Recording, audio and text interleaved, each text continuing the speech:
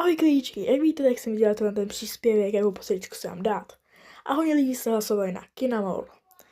No, tak jsem se rozhodla, že to udělám a to uvidíte v tomhle videu, jak to vypadá na mojí postavičce.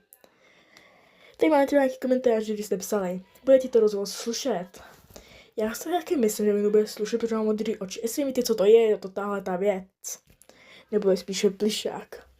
Mně se třeba ten plišák vždycky líbil, myslím, že jako rostomily, ale někdy se moje mala sehnat tady v Česku, nebo spíš u nás v městě.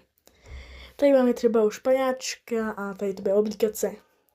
Já jsem se rozhodla na to dát sukně, protože jsem tam jako zkoušela a sukně k tomu šla nejlíp.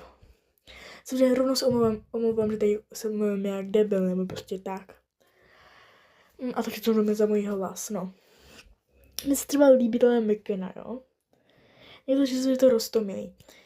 Protože jsem koukala na to, třeba na Google, jestli tam je nějaký třeba jako tutoriály na tyhleto oblečení a nikde není prostě žádný tutoriál na tohle oblečení. Vůči tomu panáčkovi. Tak jsem třeba udělal culík, protože mi to přišlo, že je to nejvíc roztomilý. A pak tohle, protože jsem viděla, že tam měla velké uši. Tak jsem se rozhodl dát žasenku, stíny a tam prostě něco.